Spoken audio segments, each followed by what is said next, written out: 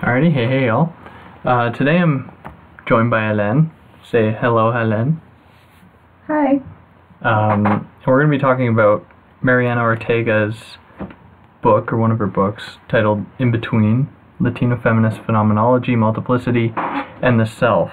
But before we get into that, Hélène, what do you do? I'm a PhD student in Women's Studies and Feminist Research at Western. Okay, and your MA, what was that on then? I did my MA also at Western, also in Women's Studies and Feminist Research. My MA was about the Little Red Riding Hood, and my PhD research is looking more closely at trauma in online space. And well, I guess we both had the opportunity to meet Mariana, and we'll go more into, I guess, the affinities between her work here and what you're doing, or what you're going to be doing, and what you can take from this. Now, right off the bat, what is it? How do you read this text? Is it something that is brought to you in a certain way, or is it something that you read with a certain scope or with a certain lens that makes it stand out from other texts that you'd classify in this similar domain? How do I read it? Yeah. I think I read it for Mariana Ortega's redefining of the self, of identity, in a way I think that fits better than traditional philosophical views of the self. And for my work specifically on trauma and its effects on identity, I think that Ortega provides a really interesting outlook on that. All right, I guess like on that note, there'd be no better place to start than there. So, starting up from the beginning, the first chapter, the new Mestizo and La Pantalera. What are these things? What is the new Mestizo? So Ortega defines the new Mestizo, which is borrowed from Anzaldua's work. So she uses the work of a few Latina feminists. So Anzaldua, though specifically, can you elaborate? Like, just brief Spark Notes version, what's going on with Anzaldua? Well, in terms of the new Mestizo, which the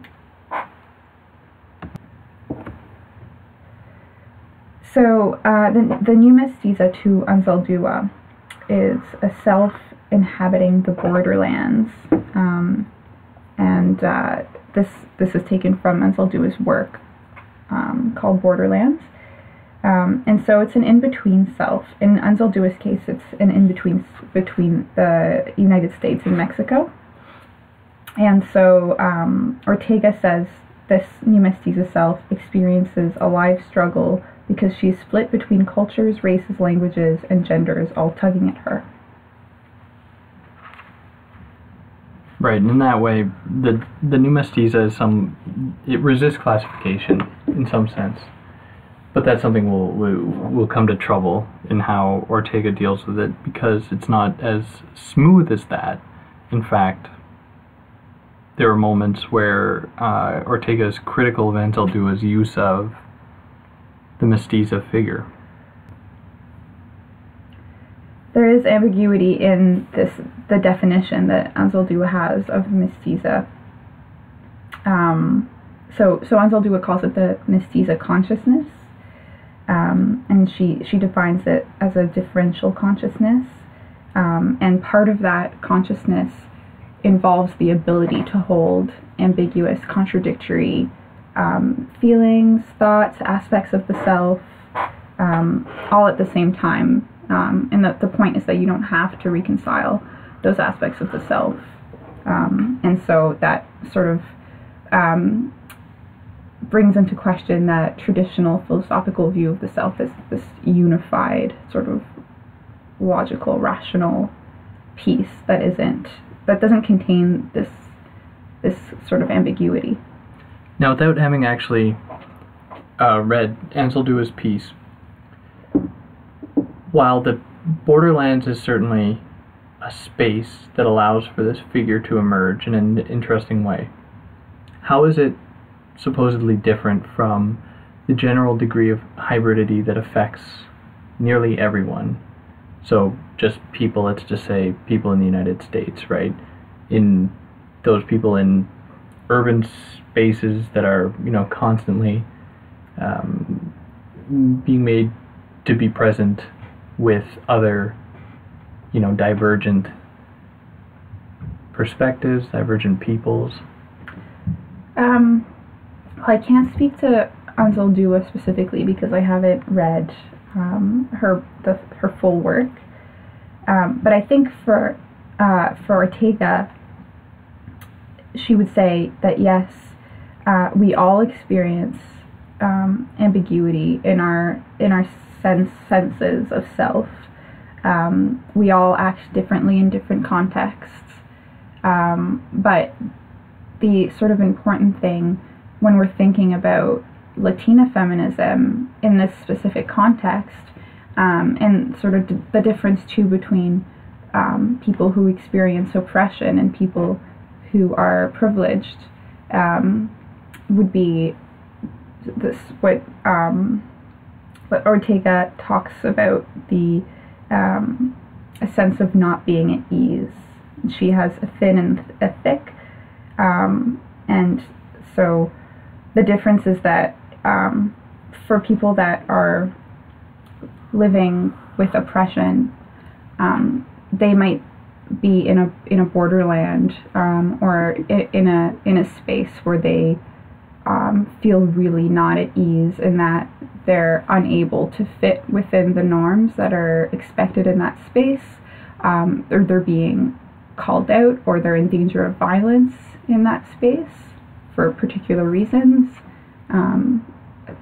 The example that comes to my mind right now is an accent, a skin tone, a gender, and so that's kind of one of the important differences, I think, between just sort of acting differently at work and at home, and inhabiting a space in which parts of yourself have to remain hidden. Yeah, and how Ortega perceives that is that, in her words, the tolerance for ambiguity and contradiction is, for Ansel Dua, absolutely necessary for the new Mestiza's possibility for transformation and resistance. Now, when she frames it in this way, what exactly is it in resistance to? In your mind, like, Ortega isn't as clear as she could be on this, but in your mind, what is this resistance to? Is it just kind of the broad figure of patriarchal control, homogenization? Is it a little bit more specific?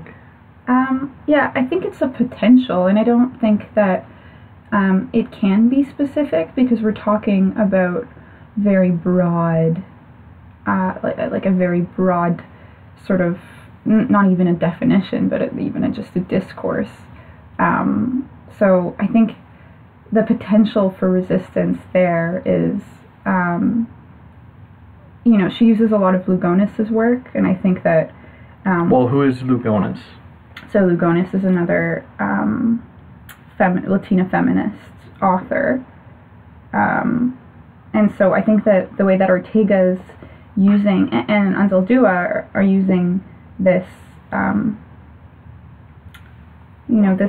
this notion of the self, and of these, like the multiplicitous self is Ortega's term. So the self as being different in different spaces, in different contexts. There's a potential there for understanding others, for understanding yourself in different ways. So I think it's quite broad. I think that obviously, because Ortega's trying to situate her work in lived experience. She does give examples, so we can look to examples, but I don't know if I would put a specific definition to that potential for resistance. Right, and Ortega warns against making it too abstract in a sense, though, because she says that the new Mestizo needs to be understood as anchored in specific material conditions as a situated, embodied being. Anzaldua's Latina Feminist Phenomenology is at its best when describing her embodied experience in situated contexts in the precarious life of the borderlands. So on one side, it's like, okay, we have to avoid, these broad brushes, right? It would be naive to say that there's just one kind of homogeneous form of oppression, whatever that might look like, and then there's only one broad, homogeneous form of resistance. On the flip side of that, we want to be anchored in with this sort of this embodied approach, hence the phenomenology, or however we might conceive of that, as still resisting something, as still being opposed to something, which is where it's still a little bit murky, right? Yeah, I think we're trying to avoid the abstract of a lot of traditional philosophy. So I think that, like you said, Ortega's grounding her theorizing in lived experience, in embodied realities, in the flesh, and so is Lugones, and so is Anzaldúa, and that's really important here. But I don't think that means that there aren't, lots of different types of oppressions, lots of different facets to the self, to groups, to group identity, and so we can talk about lots of different examples without making the concept abstract. Right. But in that vein, Ortega's relationship with Anzaldúa is ambiguous. It's not totally clear how Ortega feels about Anzaldúa. It seems to go back and forth. There's some things, and it's not like she should like everything or dislike everything. For instance, she says that she's drawing attention to another critique that states that we must be wary of Anzaldúa's version of the Mestizo. Did I pronounce that right? I think it's something of that sort, who is ultimately dependent on a narrow vision of whites, which allows her to portray the mestiza identity as fluid, multiple, and resistant. So in a sense, kind of romanticizing this Borderlands figure, while simultaneously denying that sort of hybrid potential to, those that don't occupy that space. Or is that too narrow? So I think the critique that you're speaking to there is actually Beltran's critique of Anzaldúa, and I think that Ortega actually says, though that it can be read that way in parts, that Anzaldúa's project is actually a lot more complex and nuanced than that, though I think that there might be some implications of some essentialism in Anzaldúa's definition of the mestizaje.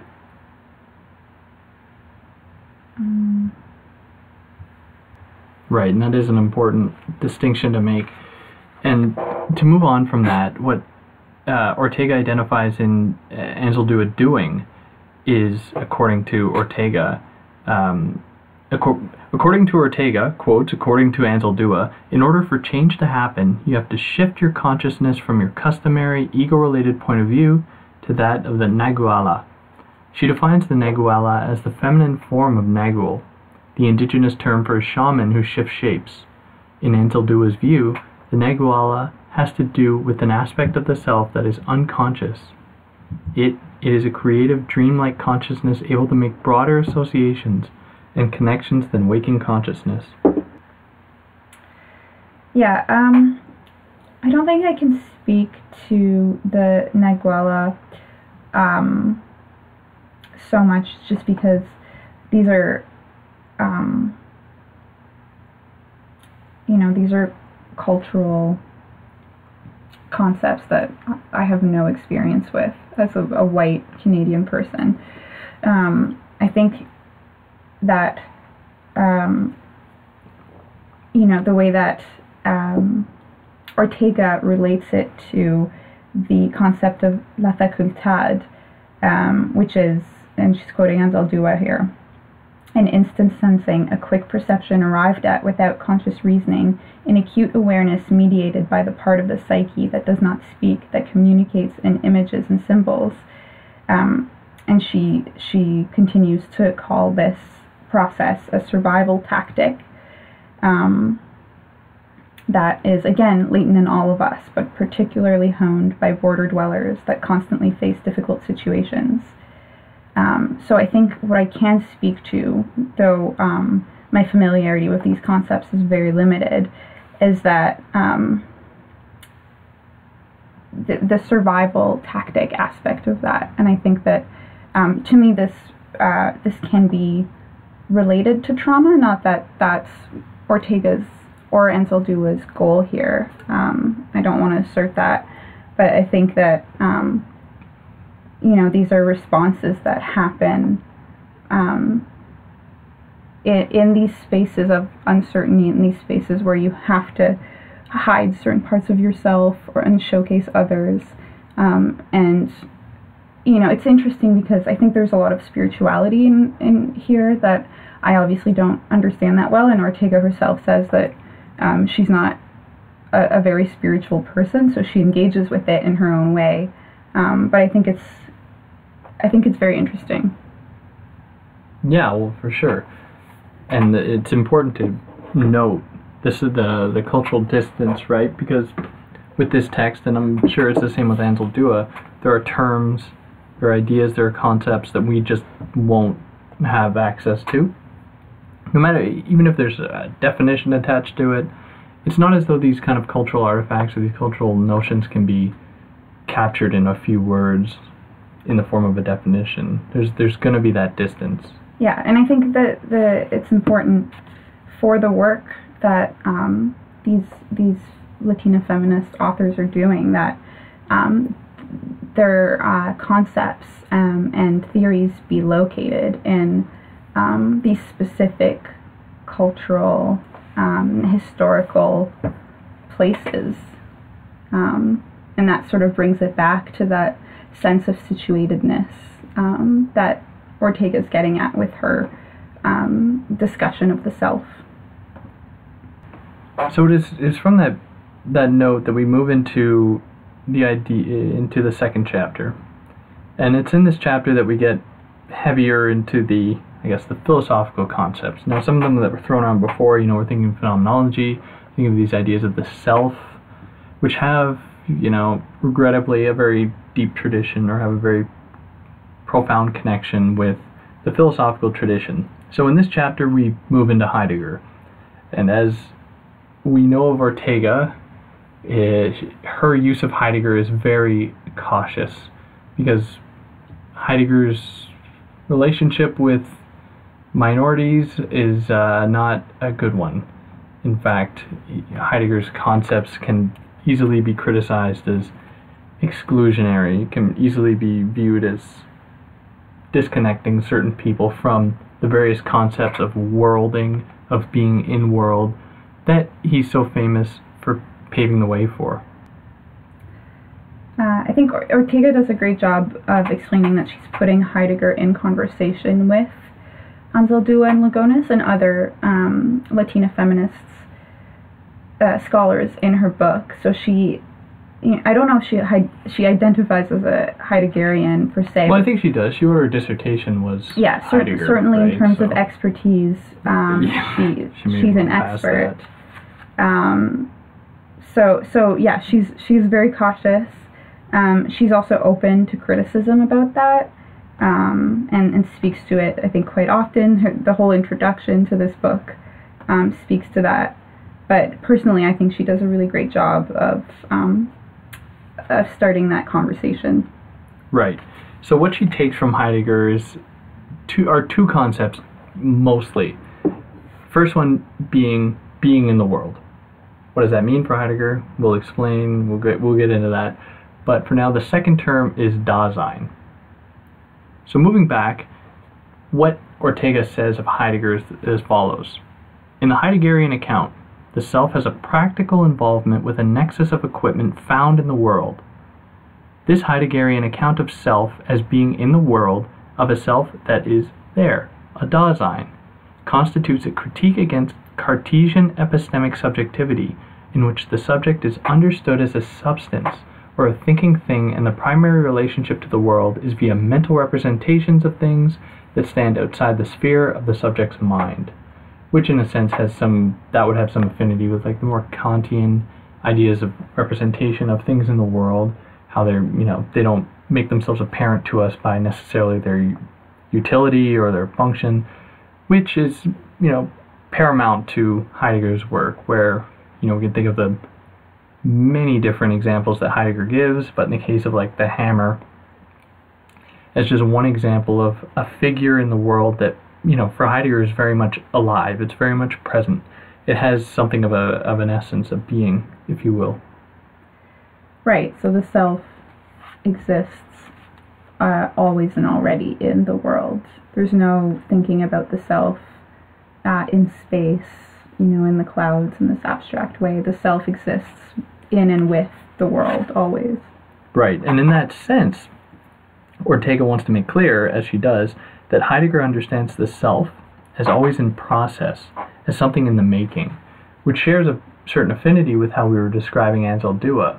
This kind of in-between figure is something that can't be grounded, something that doesn't necessarily have a steady ontological essence, but that is something that is susceptible to change, that is, existing in this Borderlands type space as being sort of metaphorical representation of that, does share something with Heidegger, which is how she locates the two or connects them.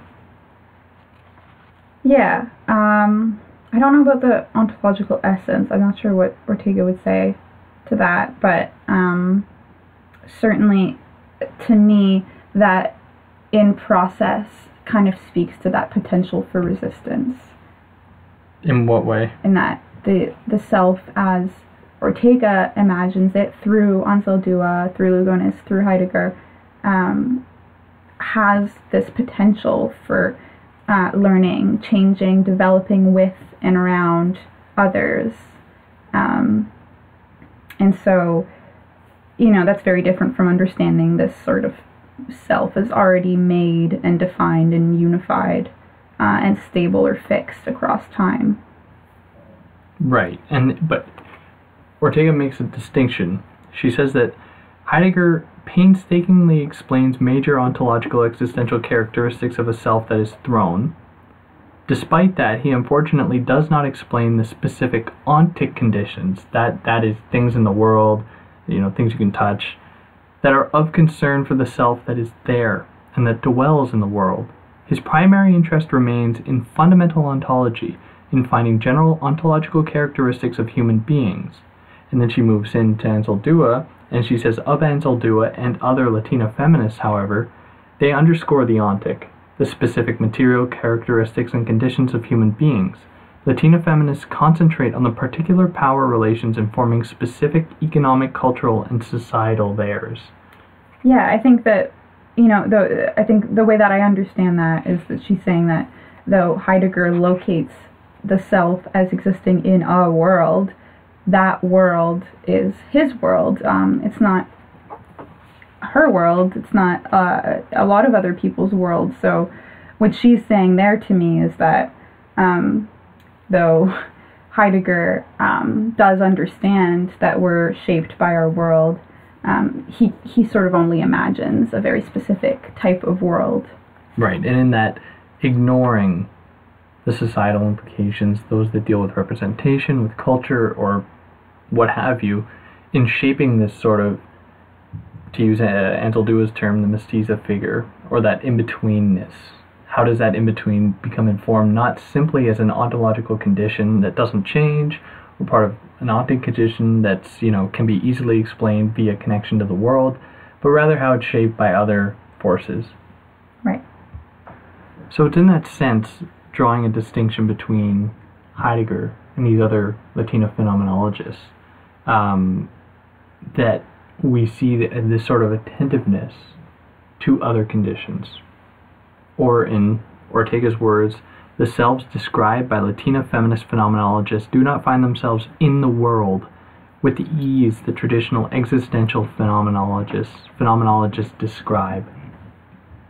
Which I think is safe to say, especially if we consider like the borderlands as being a totally separate space, like a space that defies a sort of classification, as being, in her words, the open wound between the U.S. and Mexico. Doesn't lend itself to a smooth analysis because it itself is not smooth. Yeah, but I think too that it's important to also mention that these liminal spaces, or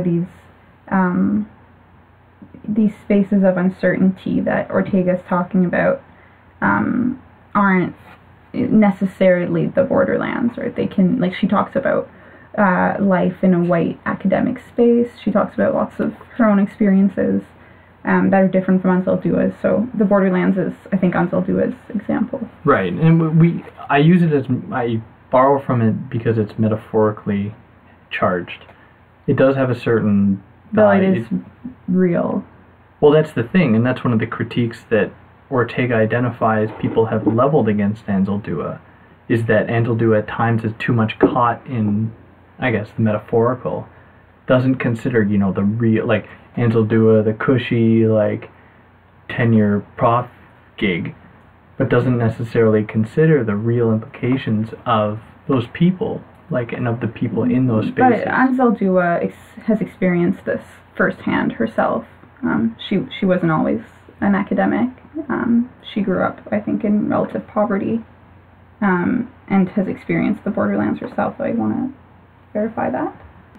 So it's in that way that we approach a problem that Ortega identifies with Anzaldúa, and it's not something that it's something worth mentioning, where she says, again from someone else's perspective, she's quoting someone else here, Anzaldúa herself does not appeal to Mexican writers or provide a perspective from the Mexican side.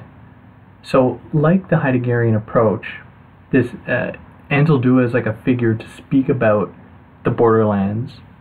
In some way it can get distorted, according to this other critic. Just like how, evoking Heidegger to try and explain these types of phenomena is surely problematic, because we're not getting that perspective. We're getting this, kind of disconnected perspective.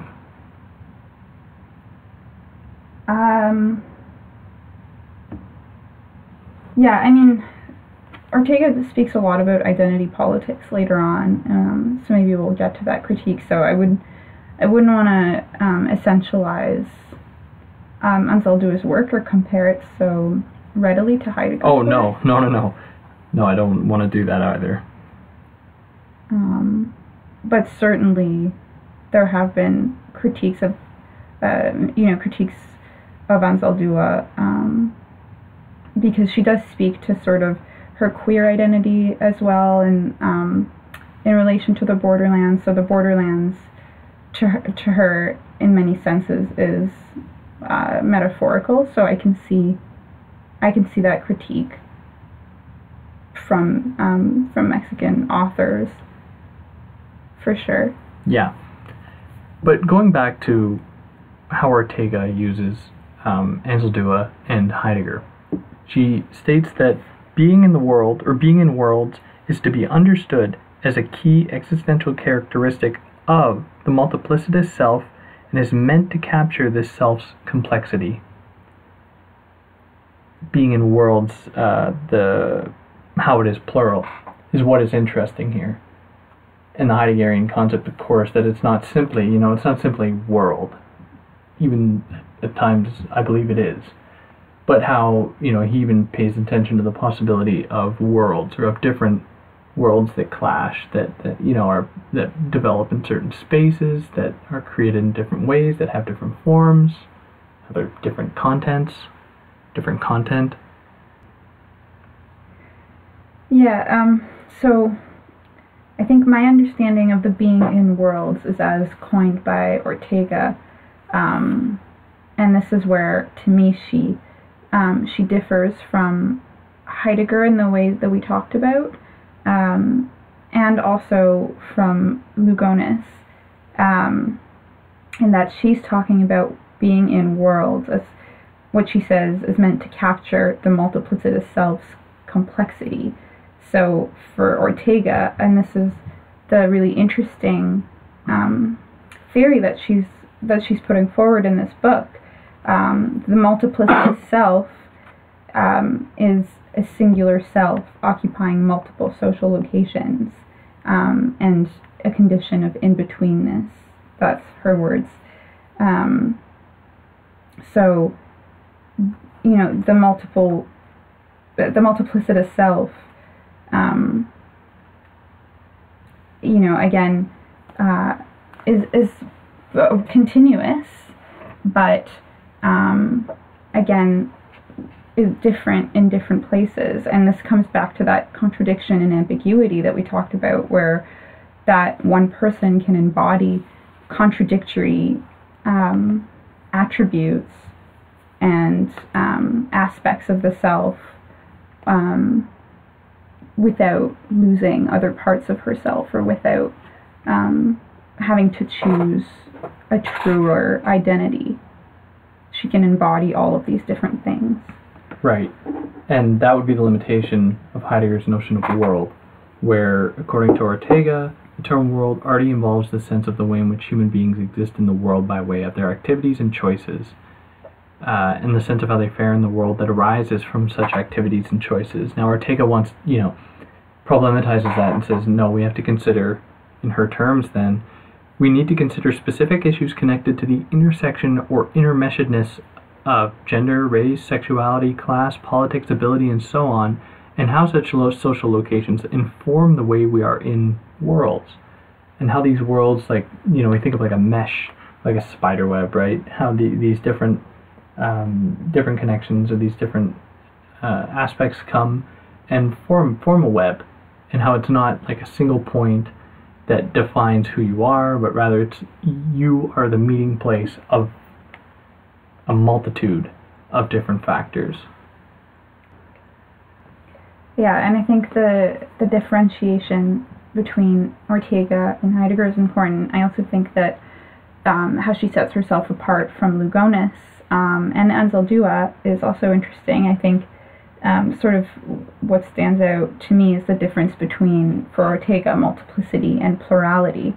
And so for her, the multiplicity self is, again, continuous. She talks about an existential continuity of experience despite multiplicity, whereas though it seemed to me like we're not quite sure where Lugones stands, because she says different things in different parts of her works, but it seems Ortega's understanding her as talking about plurality, which would be that the one person being a different self in different worlds, so having several selves, and I think that's a really important difference. But for Ortega, it's a continuous self.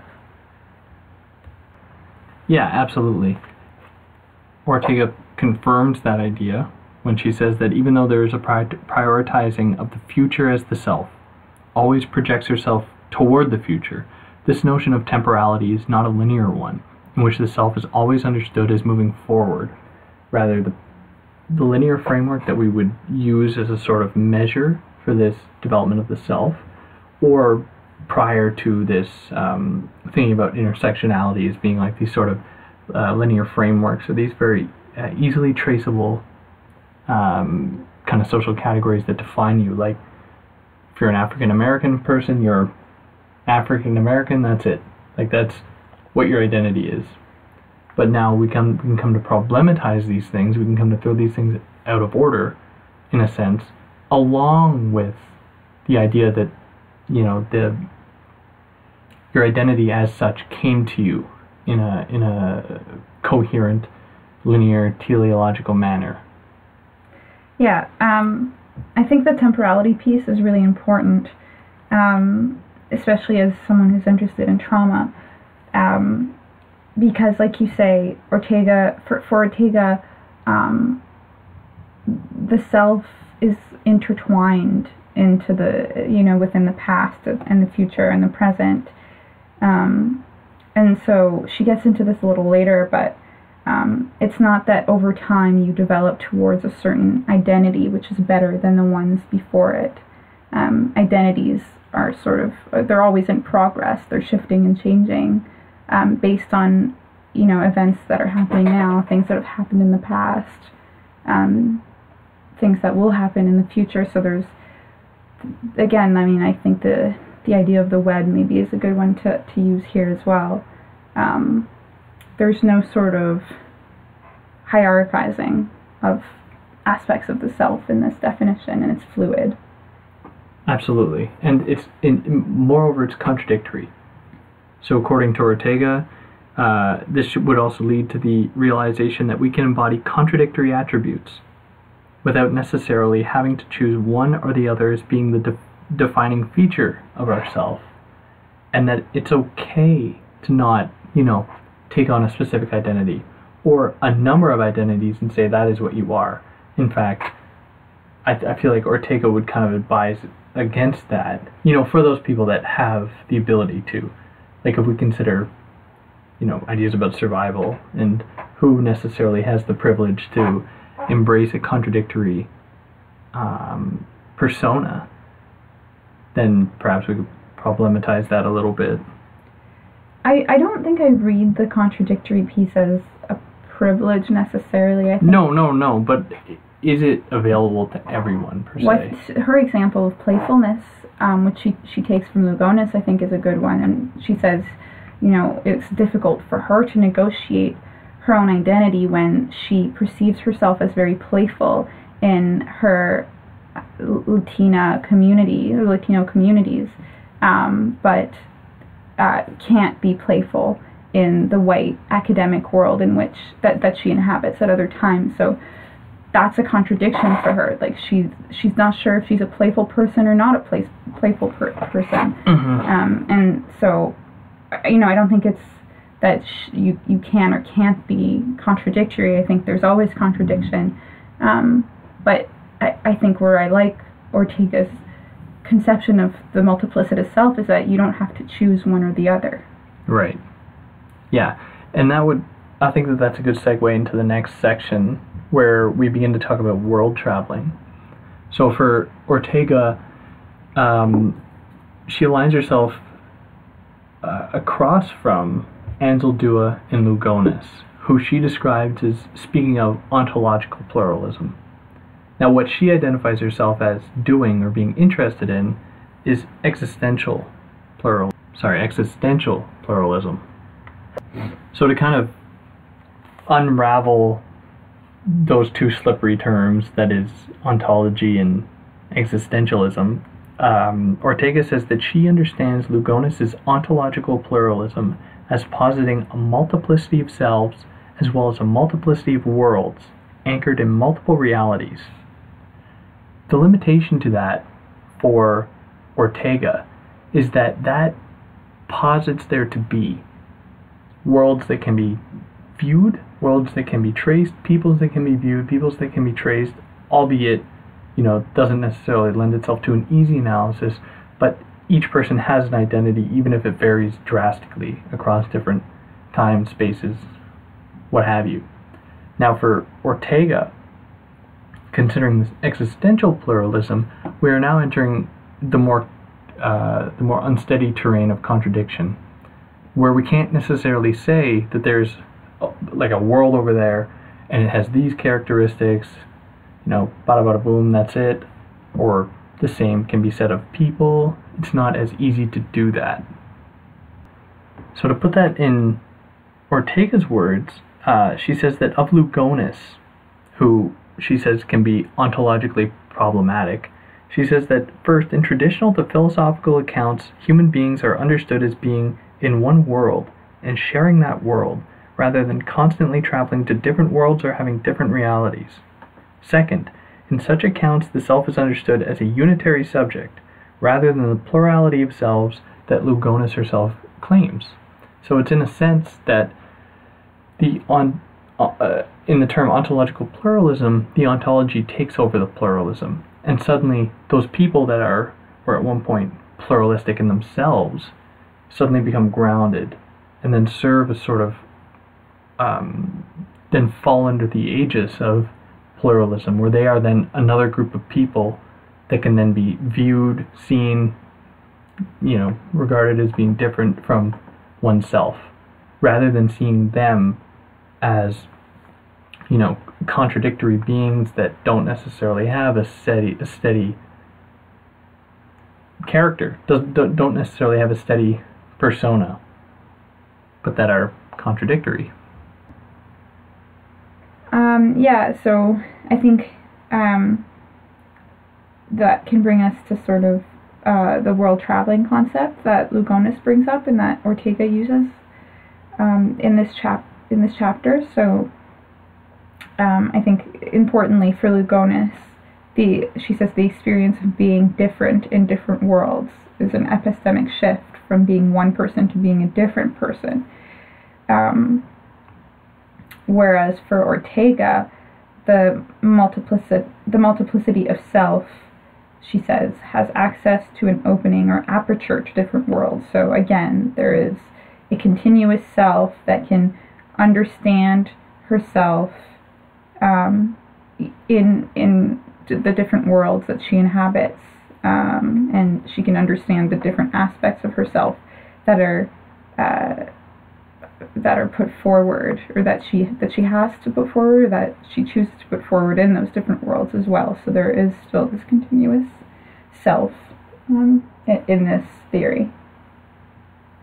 And the way that Ortega separates herself from that is when she says, or it's made apparent when she says that her account then retains Lugones' understanding of worlds, insofar as they provide multiple perspectives through which I can understand my experiences and my sense of self.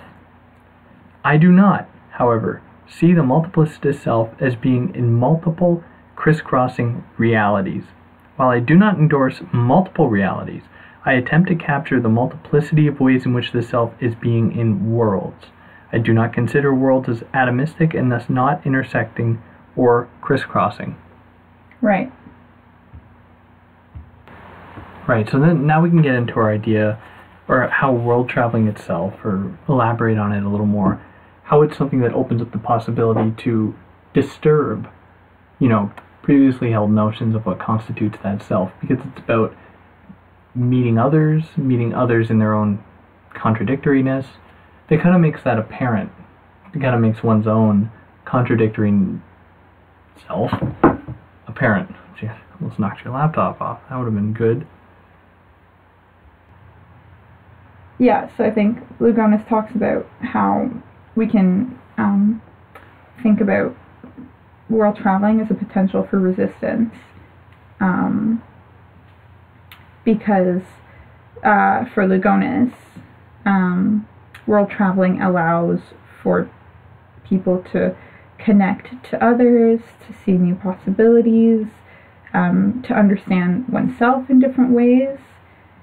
And for her, even the possibility of, this is quoted from Ortega on page 100, of seeing oneself as capable of overcoming fear and domination, and as being creative and skillful in spite of the perception from the dominant group that considers that self as unworthy, inferior, and expendable.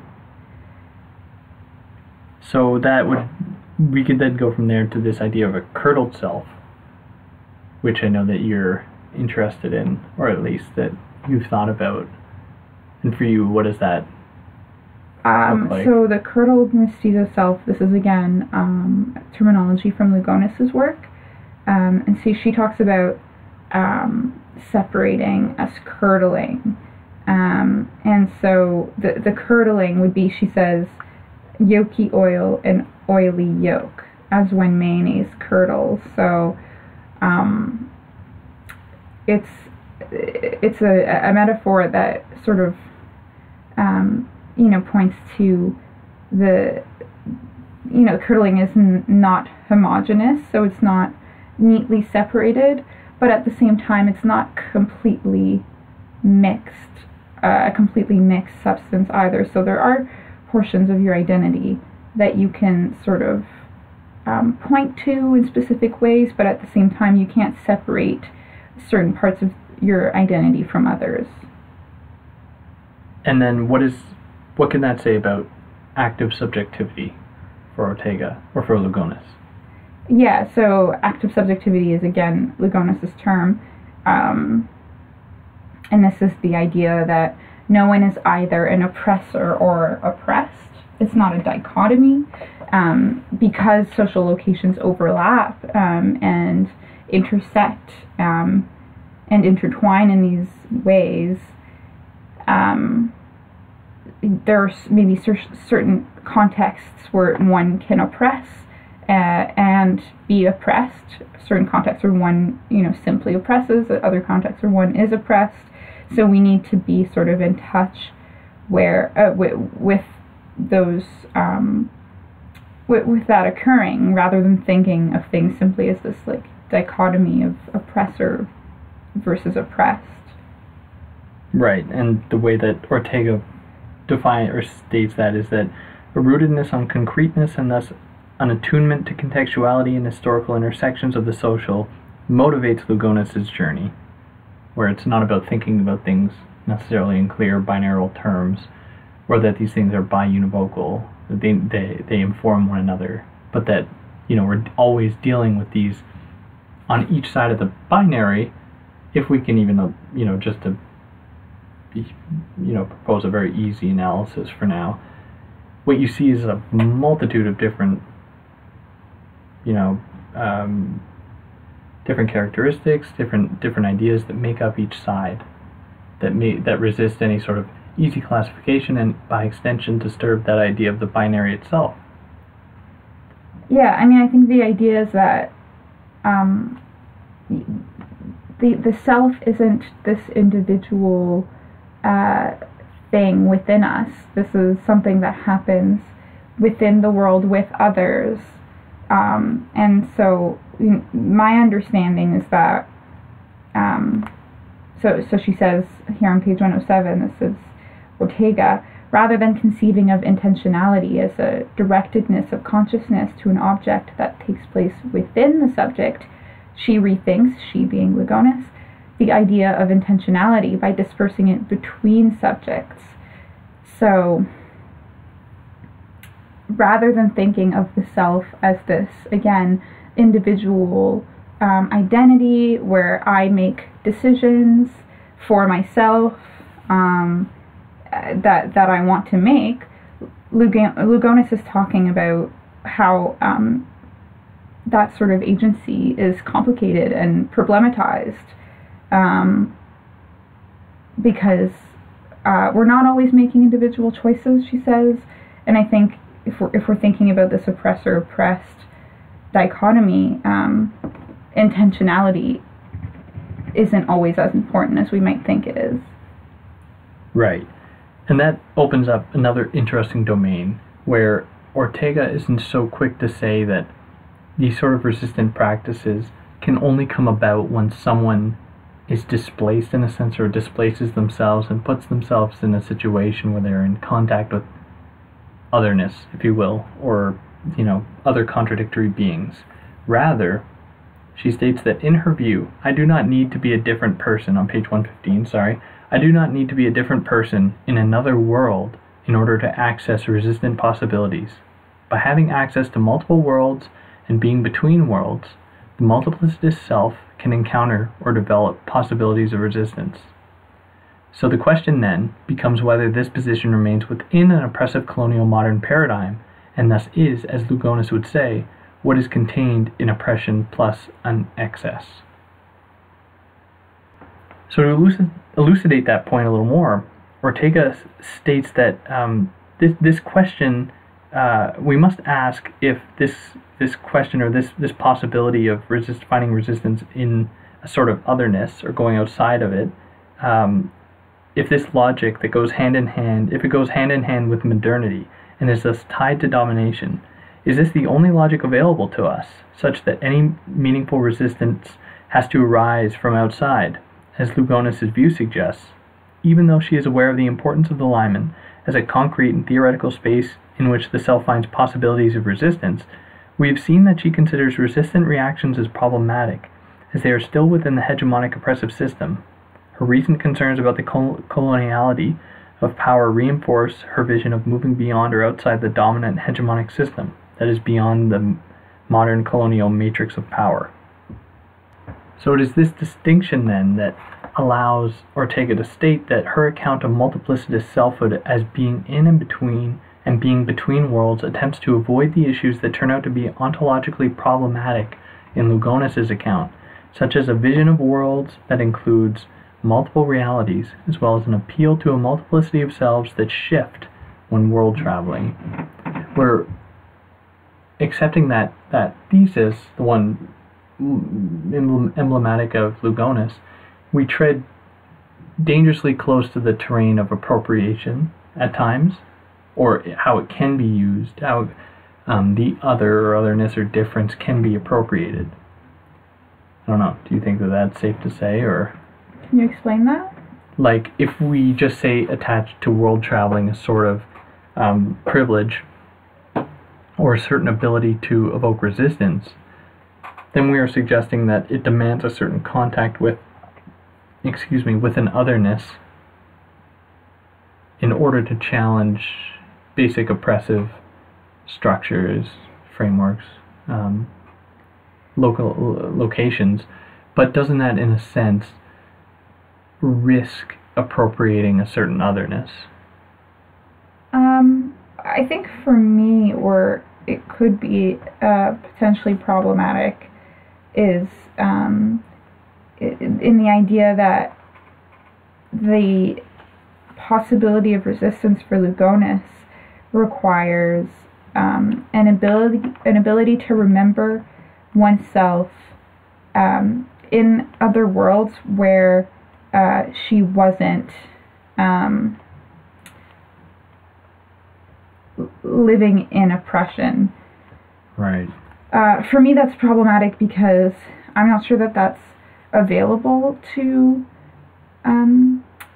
all people, and I'm not sure that I'm willing to say that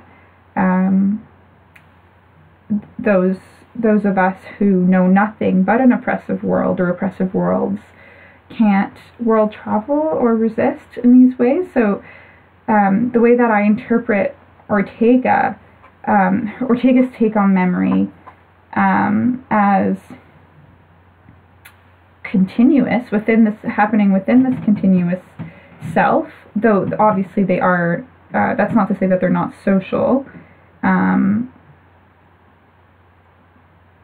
I think that with that definition, there might be a way to avoid that problem, in that there's always there's always a continuous memory of the multiplicity of the self for Ortega. So I don't think that the world traveling, for me at least, the world traveling in this case might not require reliance on memories of a world without oppression.